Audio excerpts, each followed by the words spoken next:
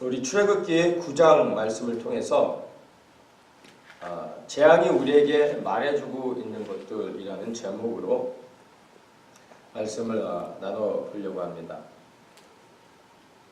우리가 지금 계속해서 애굽에 내리는 하나님의 재앙을 보고 있는데, 이 애굽의 재앙은 하나님의 백성 이스라엘의 출애굽을 위해서 하나님이 행하시는 기적의 사건들입니다. 그런데 애굽에 내린 이 10가지의 재앙은 사실 하나님을 대적하는 세상을 향한 하나님의 심판으로 우리가 또한 볼 수 있습니다.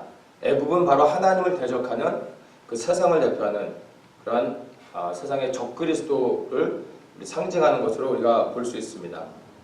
그래서 구원을 얻는 이스라엘의 관점으로는 바로 애굽에 내린 재앙들이 그들에게는 축복이고 기쁨이었고 감사였습니다. 그래서 그들이 출애굽한 이후로부터 절기를 지키며 매년 그 출애굽을 기뻐하며 애굽에 내렸던 재앙으로 인하여 그들이 구원한 것으로 감사하고 축제를 벌였습니다. 그런데 애굽의 입장에서는 사실은 다시는 언급하고 싶지 않은, 그리고 절대 말을 꺼내서는 안 되는 저주 그 자체였던 것입니다.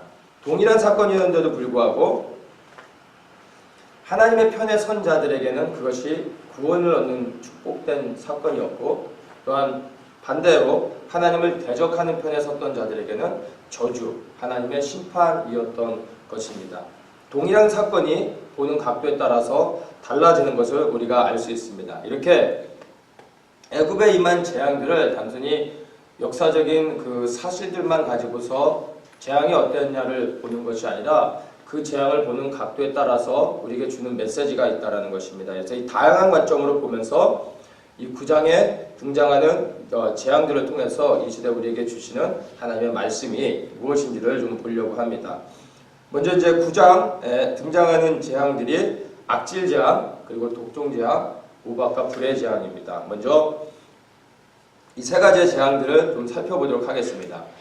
9장 3절에 보면 여호와의 손이 들에 있는 내 생축 곧 말과 나귀와 약다와 우양하게 더하리니 심한 악질이 있을 것이며 여호와가 이스라엘의 생축과 애굽의 생축을 구별하리니 이스라엘 자손에게 속한 것은 하나도 죽지 아니하리라 하셨다 하라, 이렇게 말씀하고 있습니다.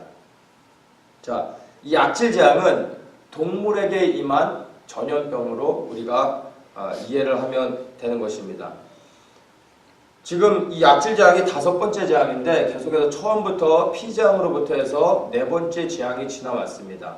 근데 끊임없이 하나님께서 첫 번째 재앙에서부터 내 백성 이스라엘을 보내라라고 했을 때 바로가 그것을 거부하고 있습니다. 그래서 4번째 재앙이 지났고 이 5번째 재앙이 또 임하면서 하나님이 말씀하시기에 내 백성을 보내라라고 하시는 겁니다. 그래서 바로가 하나님의 말씀에 순종해 하나님의 백성을 보내면 이 재앙을 받지 않는 것인데, 끝까지 계속해서 재앙을 받으면서도 이 마음이 완악하여져서 하나님의 말씀을 불순종하고 있는 것을 우리가 볼 수 있습니다. 자, 이렇게 해서 악질 재앙을 또 받았는데 바로가 여전히 마음을 돌이키지 않고 하나님을 대적합니다. 그래서 6번째 하나님께서 이제 독종 재앙을 내리십니다.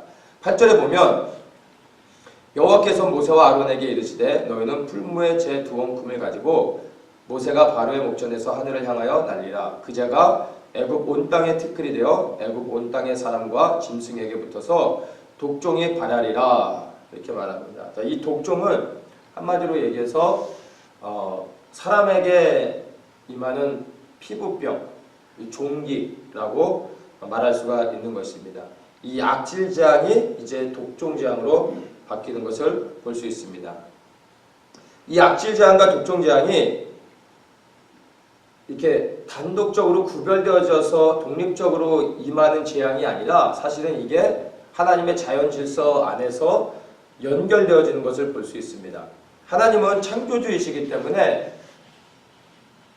이런 창조의 질서와 상관없이 하나님은 그 질서 안에 제한되시는 거 아니라 질서 바깥에서 그분은 모든 것을 또 통치하실 수 있고 그 질서 바깥에서 하나님은 행하실 수 있습니다. 그래서 모든 재앙들이 연결되지 않고 독립적으로 하나님께서 여기서 재앙하나 저기서 재앙하나 이렇게 행하실 수도 있지만, 또 하나님은 세상을 창조하시고 난 후에 그 세상의 창조 질서 안에서 하나님이 일하시는 것을 볼 수 있습니다. 지금 악질 재앙과 독종 재앙이 독립적으로 일어나는 재앙이 아니라 사실은 첫 번째 재앙부터 해서 계속 연결되어진 것을 볼 수 있습니다. 이것을 우리가 발견할 때 하나님이 내리신 재앙이 실제적이라는 것을 우리가 또한 알 수 있습니다. 자, 먼저 보면은 처음에 내렸던 재앙이 피재앙입니다. 애굽의 모든 물의 근원이 피가 되게 했습니다. 그래서 나일강이 다 피가 됐죠. 피가 되어졌을 뿐만 아니라 그 물에 살고 있는 물고기들이 모두 다 죽었다라고 얘기합니다. 여기서 이제 모두 다 모든 물고기가 죽었다라는 것은 정말 다 죽었다라는 게 아니라 그만큼 많은 물고기가 죽었다라는 얘기입니다. 자, 물이 피가 되고 나서 물이 이제 상하고 썩게 되는 거죠. 그리고 수많은 물고기가 죽어서 부패하게 되는 것입니다. 그게 피재앙이었고, 두 번째 이 개구리 재앙은 애굽 전역에 집안에까지 침실에 부엌에까지 모든 이 개구리가 완전히 장악을 한 겁니다. 그리고 이 재앙을 하나님이 이제 제거하셨을 때 이 개구리들이 집 밖으로 나와서 그리고 마당에서 밭에서 나와서 죽었다고 얘기합니다. 이때 이제 사람들이 이것들은 모아서 무더기로 싸우니 땅에서 악취가 나더라 이렇게 말합니다. 이 악취가 났다는 것은 그냥 코 한번 막으면 되는 그런 악취가 아니라 생각을 한번 해보시면 애굽의 온 전역에 개구리가 완전히 장악을 했다가 그 개구리들이 다 죽었다고 생각을 해보세요. 그러면 그것들을 다 모아가지고 쌓았을 때 그냥 조그만 무더기가 아니라 엄청난 것입니다. 근데 그것을 쌓아놓고 너무나 많아서 어떻게 처리가 안 되고 쌓아두고 있는 거죠. 그럴 때 이 개구리들이 부패하고 썩게 되는 것입니다. 부패하고 썩을 때 어떻게 됩니까? 온갖 더러운 것들이 거기에 모이게 되는 거죠. 쥐가 모이고 그 더러운 모든 병균들이 다 거기에 모이게 되는 것입니다. 자, 이렇게 피재앙과 개구리 재앙을 통해서 물이 썩고 개구리로 인하여 땅이 썩은 것입니다. 이러한 상황 가운데 세 번째 이재앙과 파리재앙이 임하는 것입니다. 바로 이재앙이 이제 모기재앙을 얘기하는 거죠. 이 모기가 언제 생기냐면 비가 온 다음에 물이 고여 있을 때 모기가 생깁니다.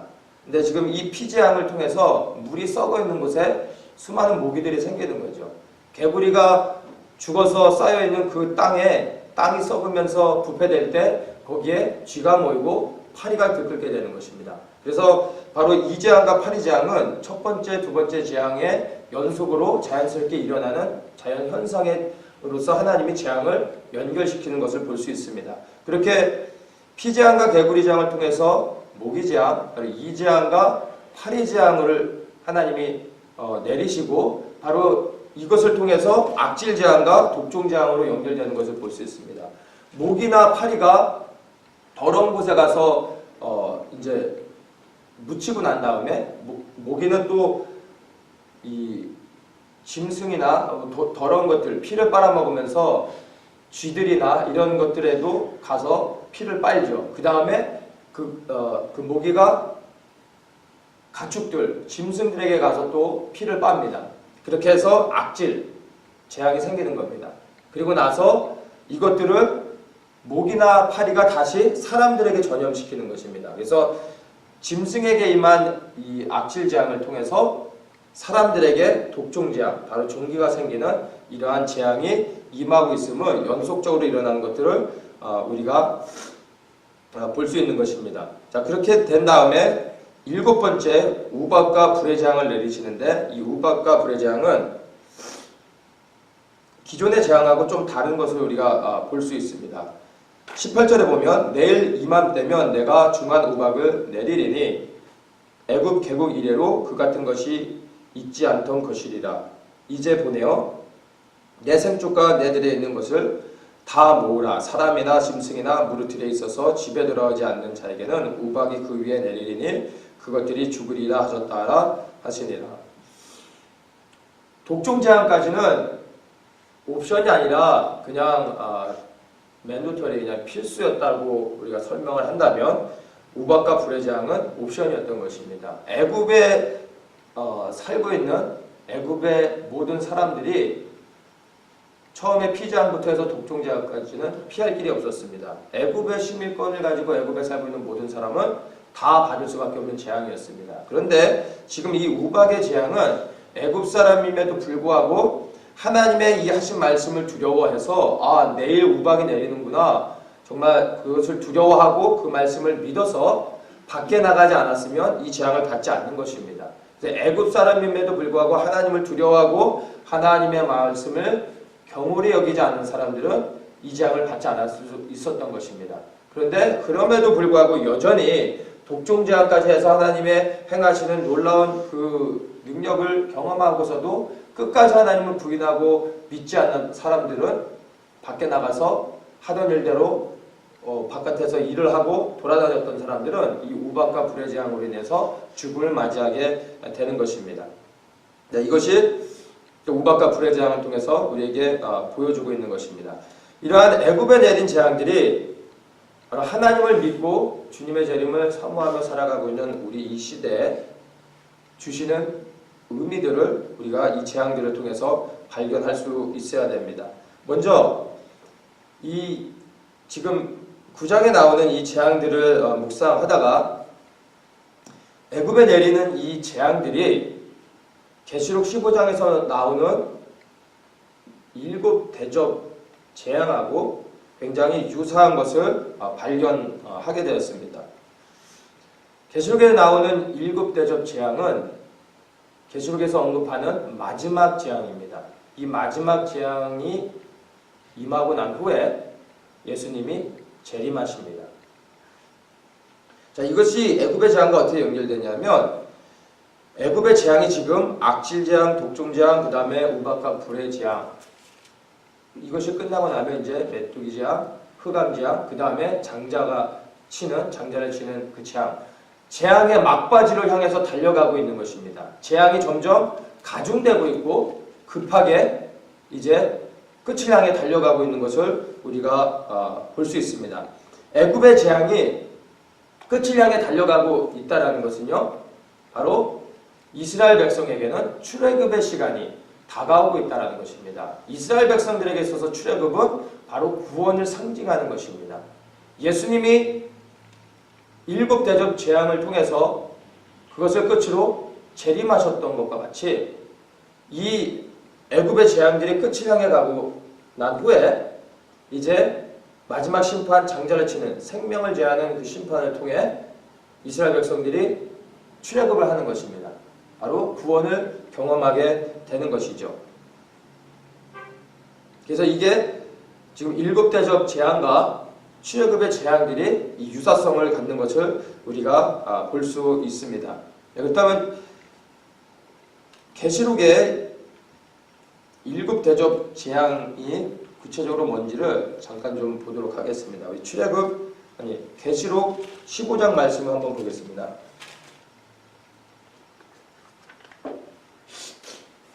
계시록 15장 1절에 보면 또 하늘에 크고 이상한 다른 이적을 보매 7 천사가 7 재앙을 가졌으니 곧 마지막 재앙이라 하나님의 진노가 이것으로 마치리로다. 이렇게 말씀하시고 이제 16장 2절에 보면 이제 7 대접 재앙들이 시작됩니다. 첫째 대접 재앙입니다. 2절에 보면 첫째가 가서 그 대접을 땅에 쏟음에 악하고 독한 헌대가 짐승의 표를 받은 사람들과 그 우상에게 경배하는 자들에게 나더라. 이제 짐승의 표를 받은 사람들에게 부작용이 일어나서 독한 헌대가 나는 것입니다. 이 독한 헌대가 애굽에 내린 독종재앙, 종기, 동일한 단어입니다. 종기가 나는 것입니다. 이 2번째 대접 재앙이 3절에 보면은 둘째가 그 대접을 바다에 쏟음에 바다가 곧 죽은 자의 피같이 되니 바다 가운데 모든 생물이 죽더라. 피재앙이죠. 바다가 피가 되는 것입니다. 그리고 3번째 재앙이 4절에 첫째가 그 대접을 강과 물 근원에 쏟음에 피가 되더라. 2번째, 3번째 대접 재앙이 물이 피가 되는 것을 볼 수 있습니다. 그리고 이제 4번째 재앙이 8절에 나옵니다. 넷째가 그 대접을 해에 쏟음에 해가 권세를 받아 불로 사람을 태우니 사람이 크게 태움에 태워진지라. 이 재앙들을 행하는 권세를 가지신 하나님의 이름을 회방하며 또 회개하여 영광을 주께 돌리지 아니하더라. 5번째 대접 재앙임이 10절에 나옵니다. 또 5째가 그 대접을 짐승의 보좌에 쏟으니 그 나라가 곧 어두워지며 사람들이 아파서 자기 혀를 깨물고 아픈 것과 종기로 인하여 하늘에 하나님을 회방하고 저희 행위를 회개치 아니하더라. 자, 이 네 번째와 다섯 번째 재앙은 유사한 것이 나오는데 여기서 다섯 번째 재앙도 종기로 인하여 몸이 이제 아프고 종기로 인하여 너무 고통스러워서 죽기를 구해도 죽지 못하는 그 고통 가운데서 이들이요 하나님을 회방한다고 말하고 있어요. 회개치 않고 하나님을 회방하고 있다고 말하고 있습니다. 자, 이걸 보면은 놀라운 게 있습니다. 여러분, 하나님을 회방한다라는 것은 자 무엇을 얘기합니까? 이 사람들이 하나님을 믿는다는 사람이에요. 하나님을 알고 있다라는 거죠. 하나님을 부인하고 하나님을 믿지 않고 하나님을 알지 못하는 사람이라면 자신이 당하는 고통 가운데서 하나님을 저주하지 않습니다. 하나님을 모르고 하나님을 부인하고 하나님을 인정하지 않는 사람이라면 하나님을 저주할 이유가 없겠죠. 지금 이 하나님을 이들이 자기가 받는 고통으로 인해서 하나님을 저주하고 있다는 얘기는요. 하나님을 알고 있는 자들이며 하나님을 믿고 있는 자라는 것입니다. 오늘날의 문제가 하나님을 모르고 하나님을 믿지 않는 게 문제가 아니에요. 교회 가보면 수많은 사람들이 하나님을 믿고 있습니다.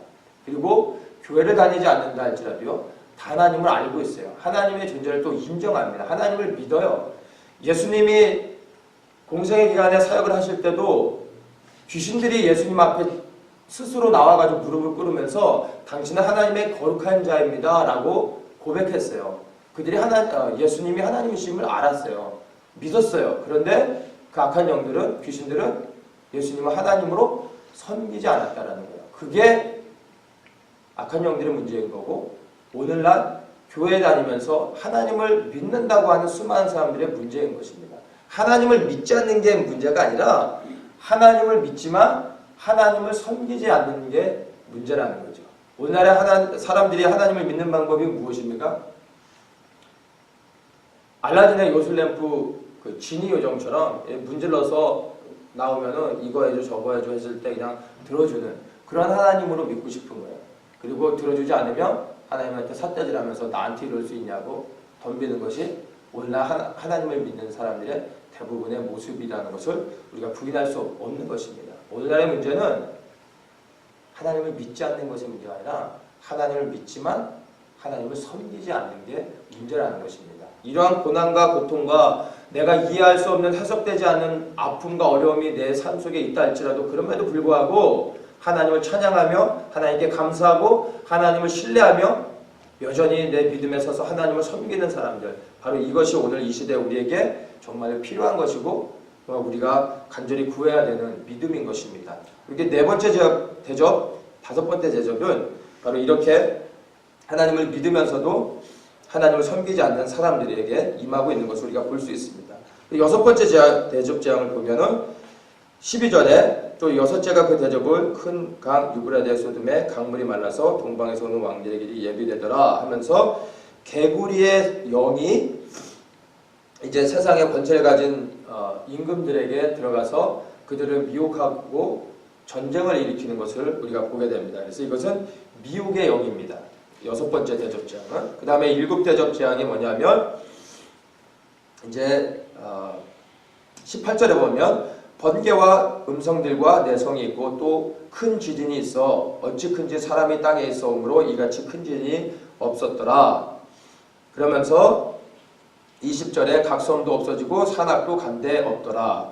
21절에 또 중수가 한 달란트나 되는 큰 우박이 하늘로부터 사람들에게 내리매 사람들이 그 박제로 인하여 하나님을 회방하니 그 재앙이 심히 크미려라. 그래서 일곱 대접 재앙이 또한 이 세상에 일어나는 지진 그리고 자연재해 그 다음에 우박 재앙인 것을 우리가 알 수 있습니다. 이 일곱 대접 재앙이 끝나고 난 후에 17장에 보면 이제 음녀와 큰 성 바벨론에 대한 심판의 메시지가 17장과 18장에 나오고 이제 계시록 19장에 예수님이 재림하시는 것을 우리가 볼 수 있습니다. 그래서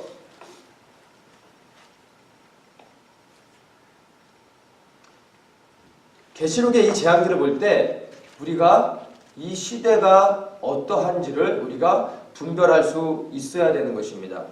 애굽의 재앙들을 보면 말씀을 나눴던 것처럼 이 시간적으로 사건들이 환경과 상황에 따라서 점점점 연결되어지면서 점차 그 재앙들이 확대된 것을 우리가 보았습니다. 이와 같이 이 마지막 때 세상의 마지막 대접 재앙을 내리시기 전에 하나님께서 전조를 행하시며 우리에게 사인을 주신다라는 것입니다. 세상이 평화롭게 보존되다가 갑자기 하나님께서 그냥 7재앙을 대접 재앙을 그냥 쏟아부으시고 심판하시는 것이 아니라 전조가 있다라는 거예요. 사인을 주시는 거예요. 애굽의 재앙도 처음에서 하나하나 단계가 올라가고 시간이 지나면서 그 재앙이 더하여져서 사람들이 알게 하셨고 그것을 사실 준비할 수 있는 시간을 주셨던 것과 같이 마지막 7 대접 재앙이 임하기 전에도 하나님께서 전조를 주신다는 거죠. 경고해 주시는 거예요. 사랑하시기 때문에 그리고 이 재앙들이 점점 커지는 것을 우리가 볼 수 있습니다. 물론 우리가 지금 살고 있는 이 시대가 지금 7 대접 재앙 가운데 우리가 살아가고 있다는 것은 아닙니다. 그러나 분명한 것은 우리가 지금 마지막 때의 징조가 우리의 삶 속에서 우리가 직접 그것을 경험하고 있다는 것입니다. 바로 마지막 때의 징조, 곧 재난의 시작이라 이렇게 말하고 있습니다. 마지막 때의 징조, 재난의 시작. 무엇을 얘기합니까? 지금 우리가 마지막 때에 살고 있다는 세상 끝에 일어나는 그 징조를 우리의 삶의 현장 가운데서 우리가 보고 듣고 있습니다. 그것은 바로 하나님의 심판이 세상을 향한 하나님의 심판이 이미 시작되어졌다라는 것을 우리가 분별할 수 있어야 된다라는 것입니다. 그것이 무엇입니까? 제일 먼저는 세계 경제가 이제 붕괴되어져 가고 있는 것을 우리가 보고 있습니다. 뉴스를 통해서 우리가 분명하게 알 수 있습니다. 그냥 드라마나 뭐 연예 프로나 스포츠나 보면서 한눈 팔고 있으면 그런 것들이 안 보일 수 있지만 정말 우리가 조금만 깨어 분별하면 세계 경제가 붕괴되어져 가고 있는 것을 볼 수 있습니다. 이것이 바로 마지막을 치닫고 있는 가운데 하나님이 우리에게 보여주시는 사인인 것입니다. 이게 16일인가요? 이제 이 연준에서 금리를 인상했습니다. 그걸로 인해서 지금 막 여러 가지 이제 어려움들을 겪고 있는 상황인데 앞으로 계속 지켜보는 가운데서 이게 전 세계에 어떤 영향을 미칠지를 사람들이 주목하고 있습니다. 약간의 금리를 인상하는 것이 전 세계에 엄청난 충격을 준다는 것을 우리가 알고 있습니다. 근데 이것과 상관없이 별도로 세상의 경제는 전 세계적으로 붕괴되어져 가고 있다는 걸 우리가 알 수 있습니다. 이게 각 나라의 경제가 이 재정의 문제가 한 나라에 국한된 게 아니라 우리나라에는 얽히고 설켜서 이게 굉장히 복합적으로 일어나는 것을 우리가 알아야 됩니다. 미국 경제는 사실 그 밑바탕의 그 파운데이션은 유럽의 펀드로 다 채워져 있습니다. 그래서 미국이 무너지면 유럽에 큰 타격을 주게 되죠. 근데 미국이 아니어도 지금이 유럽이 심각한 경제적인 위기 가운데 있는 걸 압니다. 그래서 만약에 유럽의 경제적 위기가 먼저 오게 되면 유럽에서 또 미국의 그 상환을 요구하겠죠. 그러면 또 미국에 또 위기가 오게 되는 것입니다. 아시아는 말할 것도 없겠죠. 미국이 무너졌을 때 유럽에게만 영향을 미치는 것이 아니라 아시아는 두말할 나위가 없죠. 우리가 흔히 하는 말로 미국이 기침하면 한국은 바로 독감 걸린다는 얘기를 하잖아요. 이게 경제적으로 묶여져 있는 현실인 것입니다. 근데 이런 가운데서도 제가 참 안타까운 게 뭐냐면 몇 년 전에 제가 이제 세계 경제 흐름들을 좀 이해하기 위해서 미국의 이제 경제 전문가들이 이렇게 나름 개인적으로 분석하면서 데이터를 내고 사람들에게 이게 뉴스를 이메일을 이렇게 계속 보내주는 그런 서비스가 있었는데 제가 그거를 신청해가지고 몇 군데서 이렇게 계속 정기적으로 받은 적이 있었는데 이 사람들이 예수님을 믿는 사람들이 아니라 그냥 경제 전문가로서 세계 경제 대공황이 다시 오고 있고 세계 경제가 붕괴되고 세상이 멸망할 것이다라고 말하는 사람들이에요. 하나님을 믿는 사람들은 아니에요. 근데 이 사람들이 이제 그것들을 예상하면서 계속 뉴스를 보내주는데 맨 마지막에 항상 계속 이제 그 언급하는 게 뭐냐면 세계 경제가 무너지고 있는데 이 가운데서 이러한 상황 가운데서 어디에다 투자하면 너희들이 돈을 벌 수 있는지 내가 알려주겠다. 그래서 이거는 프리미엄 멤버가 돼서 돈을 내야 내가 이런 정보를 줄 수 있다. 이렇게 얘기를 해요. 그러면서 계속해서 경제가 무너져도 내가 말하는 대로 투자하면 너희는 이 가운데 돈을 벌 것이고 세계 경제가 무너졌을 때 그 돈을 어떻게 관리를 하면 돈을 잃어버리지 않는지 내가 알려주겠다. 이렇게 말하는 거예요. 그러면서 이제 그 멤버십에 가입하기 위해서 돈을 받는 것을 이제 요구합니다. 자, 이제 참 놀라운 게 세상에 사람들의 악이 얼마나 참 극을 치닫는지를 보는 거죠. 세상이 멸망해 가고 있는 것을 이 사람들은 보고 있어요. 보고 있는데도 불구하고 무엇을 못 봅니까? 세상이 끝을 향해 가고 있는데 주님이 오고 계시는데 그 세상이 멸망해 가고 있는 걸 보면서도 어떻게 하면 그 가운데서 돈을 더 벌 수 있을까? 이것에만 초점을 맞추고 있는 거예요. 그러니까 참 사람의 마음이 닫혀져 있으면 하나님을 보지 못하면 정말 세상의 흐름을 알고 있으면서도 딴짓하고 있는 것을 우리가 볼 수 있는 것입니다. 그리고 자연재해, 이것은 뭐 하루 이틀의 얘기가 아니죠. 얼마 전에 얘기를 들으니까 올겨울에 우리 캘리포니아에 유례가 없는 폭우가 쏟아진다고 하더라고요. 이제 캘리포니아 역사에 없을 정도로 한 2주 동안 뭐 그냥 부어대듯이 비가 온다고 그러더라고요. 또 한쪽에서는 지금 가뭄 때문에 날리고 토네이도와 어떤 뭐 허리케인 그런 것 때문에 고통을 당하는 땅들이 있는데 또 한쪽에서는 우리 같이 이제 폭우로 인해서 지금 재난을 준비하고 있는 상황들이 있습니다. 이런 자연재해들이 앞으로 더 증가되는 것을 우리가 알 수 있습니다. 더 무서운 것은 지진과 화산 폭발이죠. 이것이 마지막 때 큰 징조 가운데 하나인 것을 우리가 알 수 있습니다. 지진과 화산 폭발 자체도 큰 세상에 주는 충격이고 사인이기도 하지만 그것을 통해서 이제 여파되어지는 것들이 사실은 더 큰 것입니다. 자, 그것뿐만이 아니라 이 기근, 성경에서 말하고 있는 마지막 때의 징조 가운데 기근이 있죠. 지금 세상의 출산율에 비해서 곡물 생산량이 따라주질 못하고 있다고 합니다. 우리같이 미국에 살고 있는 사람들은 그것을 전혀 경험하지 못하지만 빈소국, 제3국에서는 이것을 정말로 실감하고 있는 거죠. 먹을 게 없어서 죽어가는 사람들이 정말 엄청나게 많다고 합니다. 그래서 아프리카나 인도 같은 곳에서는 엄청나게 많은 사람들이 매일 이 기근 가운데서 죽어가고 있다고 합니다. 전쟁의 소문은 우리가 계속해서 듣고 있고 크고 작은 전쟁들이 계속 일어날 것을 우리가 또 알고 있습니다. 또 주님이 말씀하셨던 마지막 때의 징조 가운데 큰 것이 하나가 무엇입니까? 사랑이 식어져 간다는 것입니다.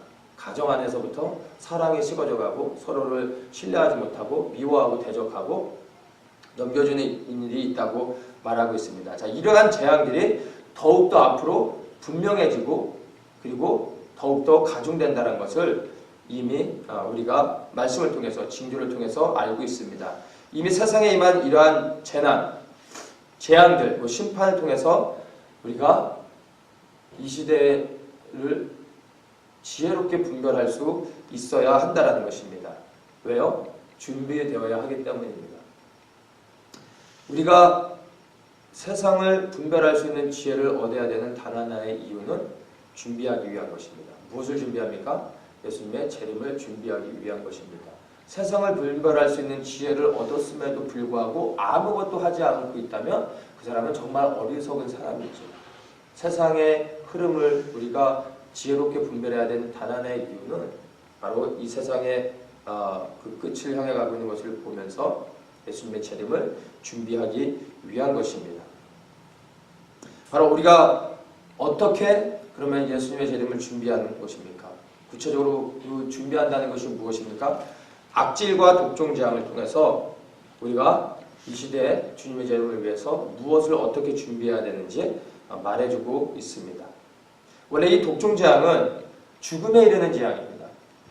그래서 중세 유럽에 임했던 흑사병과 같이 이 독종재앙으로 인해서 애굽을 하나님이 심판하시고 애굽을 멸망시킬 수도 있었습니다. 그런데 하나님께서 애굽을 심판하지 않으시고 사람의 생명을 취하지 않으신 이유를 15절에서 설명합니다.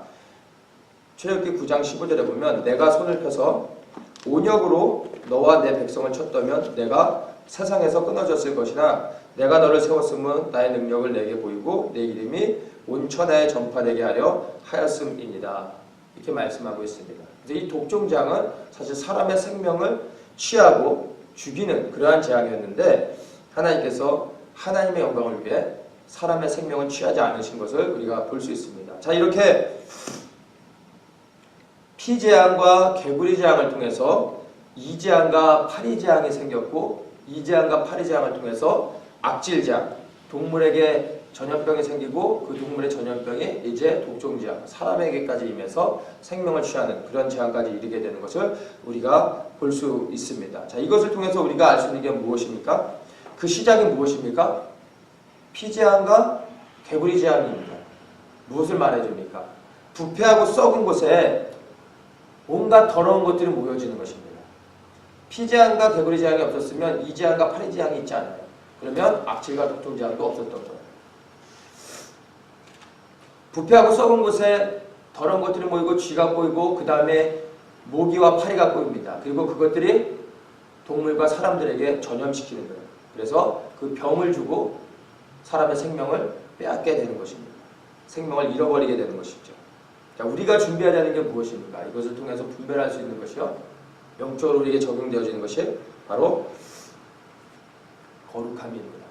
거룩하게 되어져야 한다는 것입니다. 우리가 준비해야 되는 것 바로 거룩함입니다. 왜냐하면 만물보다 거짓되고 심히 부패한 것이 인간의 마음이라고 에레미야서를 통해서 우리에게 말씀해주고 있습니다. 우리가 마음이 더러워져도 우리는 쉽게 씻지 않습니다. 왜냐하면 그게 보여지는 게 아니기 때문에.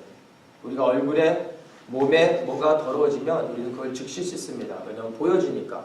또 그것을 사람들이 볼 때 창피하기 때문에 바로 씻습니다. 그러나 마음이 부패하고 더러울 때는 우리가 알고 있다 할지라도 그것을 상관하지 않고 그냥 가는 경우들이 많아요. 왜냐하면 다른 사람들은 모르고 있다라고 생각하기 있기 때문입니다. 그런데 우리의 마음이 부패하고 더러워져서 그것을 방치하고 그대로 처리하지 않고 둔다면 영적으로 더러운 것들, 이와 파리가 꼬이게 되는 것입니다. 그것을 통해서 우리의 영혼의 생명을 잃어버릴 수 있다는 것입니다. 그래서 우리가 그런 것들로부터, 우리의 마음이 부패되고 더러워지는 것들로부터 우리를 정결케 하고 거룩함으로 나아가야 되는 것입니다. 왜냐하면 거룩함이 없이는 주님을 볼 수 없기 때문입니다.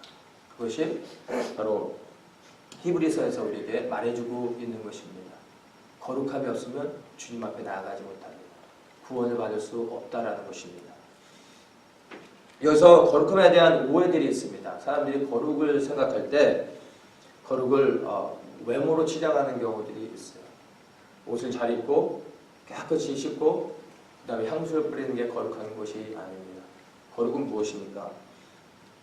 목소리 딱 깔고서 할렐루야 이렇게 말하는 게 거룩이 아닙니다. 예언하고 그리고 통역하고 능력을 행하는 게 거룩한 게 아닙니다. 선을 행하는 것도 거룩한 것이 아닙니다. 어떤 사람들은 죄를 회개하는 것, 그것이 거룩한 것이라고 말합니다. 그러나 그것이 거룩은 아닙니다. 말씀과 기도가 거룩이라고 말하기도 합니다. 말씀과 기도를 통해 거룩함으로 나아가게 되는 것입니다. 그것은 방법을 말하는 것이지 말씀과 기도 자체가 거룩함은 아닌 것입니다. 그렇다면 거룩은 무엇입니까? 거룩은 예수 그리스도입니다. 거룩함은 예수 그리스도인 것입니다. 예수님이 내 안에 오셔서 나를 충만히 채우실 때 내가 거룩해질 수 있는 것입니다. 내가 무엇을 해서 거룩해지는 것이 아니라 그분이 내 안에 임하셔야 내가 거룩해지는 것입니다. 내가 무엇을 해낼 때 거룩해지는 것이 아니라 내가 무엇을 가질 때 거룩해지는 것이 아니라 그분이 내게 임하실 때 내가 거룩해지는 것입니다. 그런데 그분이 내게 임하시기 위해서 내 안에 거하시기 위해선 내가 정결해야 된다는 것입니다. 그래서 죄를 회개해야 되는 것입니다. 그릇에 무엇을 담으려고 하는데 그 그릇이 더러워져 있으면 어떻게 합니까? 담지 못해요. 그 그릇을 먼저 깨끗이 씻은 다음에 그릇에 무엇을 담습니다. 그래서 그릇을 깨끗이 씻는 이유는요, 담기 위한 것입니다. 채우기 위한 것입니다. 그래서 우리가 정결함 가운데 죄를 회개하며 나아가야 되는 것입니다. 그리고 예수님이 우리 안에 충만히 임하시는 것입니다.